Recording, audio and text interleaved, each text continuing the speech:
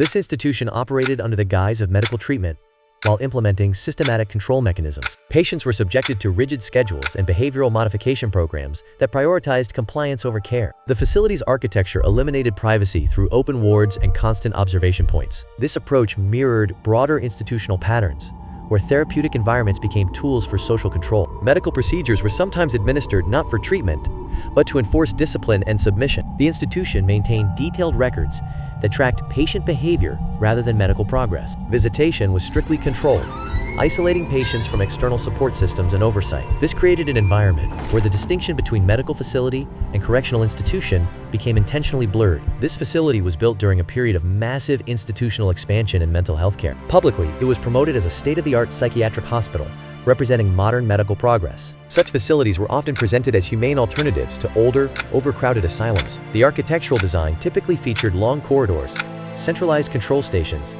and secure patient wings. This period saw the widespread adoption of new psychiatric treatments and institutional management systems. The gap between public presentation and actual institutional practice would become a critical point of examination. The architectural plans and internal documents revealed a deliberate departure from conventional therapeutic design. Instead of principles from therapeutic medicine, the design incorporated methodologies from penitentiary science. This shift indicated the facility's primary goal was not traditional treatment. The objective was to test a new model of behavioral management through environmental manipulation. Such models are often studied in institutional settings to understand how space influences compliance and routine. This approach represents a significant ethical boundary, repurposing correctional strategies for a medical context. The architectural plans themselves became the most compelling evidence. While the building contained standard hospital wards, the design also included a centralized surveillance hub. The layout minimized staff visibility while maximizing observation of patients. Secure patient rooms were designed to double as isolation cells. Circulation paths were intentionally designed to limit unsupervised movement. This concept of managing large populations with minimal staff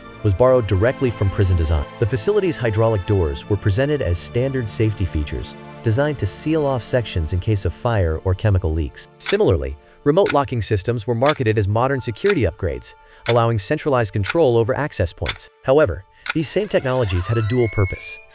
They could enact immediate, total lockdowns of entire wings with a single command. This capability transformed routine safety equipment into tools for complete containment, bypassing normal procedural safeguards. Such dual-use technology represents a pattern where benign infrastructure conceals more controlling functions. The remote locking systems operated on fail-safe principles, ensuring they functioned even during power outages or system failures. This technological redundancy meant that once initiated, lockdown protocols were nearly impossible to override locally. The integration of these systems created architectural control points that could isolate sections independently of human intervention. The placement of standard medical facilities near secure holding areas suggests a dual-purpose design. This proximity indicates these spaces could be used for behavioral control, not just therapy. Such architectural decisions reflect a common institutional pattern where treatment and containment overlap. Records show the hospital primarily admitted patients considered chronically ill or difficult to manage elsewhere. This patient profile often led to long-term institutionalization with limited oversight. Other facilities would transfer challenging cases here, effectively warehousing individuals. The combination of a vulnerable population and ambiguous facility use created significant risk. This environment allowed practices to deviate from accepted medical standards without easy detection. This institutional isolation created a power imbalance where oversight was minimal. Without external advocates, residents had no one to verify their accounts or demand investigations. This dynamic is a documented pattern in closed systems, where complaints are dismissed as unreliable. The legal status of being a ward often meant individuals could not independently seek legal counsel. It created a captive audience for any practices occurring within the facility's walls. The lack of credible external witnesses made systemic issues difficult to prove and easy to deny. The environment itself became a primary tool of the experiment, designed to exert institutional control. Former staff and limited patient accounts describe an atmosphere of pervasive institutional control. The constant potential for surveillance created a state of psychological uncertainty. Ambiguity was key.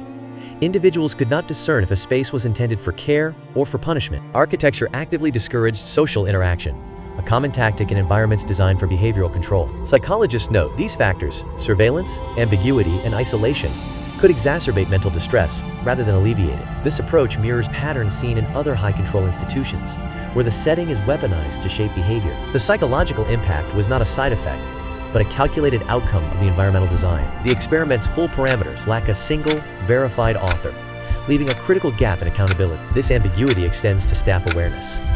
many likely operated under the belief they were in a standard, secure medical facility. Such environments can create a powerful disconnect between perceived duty and the true nature of the work being performed. The most significant unknown concerns the long-term outcomes for the patients involved. Patient records are either incomplete or remain sealed, preventing a comprehensive analysis of the experiment's lasting effects. This pattern of missing data is common in historical cases where institutional control over information was paramount. Without these records, understanding the full human cost of the project remains an unresolved challenge. This story is often misunderstood as a tale of overt torture or mad scientists, but the reality is more systemic. The disturbing innovation was the normalization of carceral control within a care framework. This represents a pattern where systems designed for welfare can adopt the mechanisms of punishment. The control becomes embedded in bureaucracy, through paperwork, regulations, and institutional protocols. This mechanism differs from sensationalized stories, as it operates through accepted administrative channels. Comparatively, it's a shift from physical brutality to a form of systemic, authorized confinement. The framework of care provides a justification,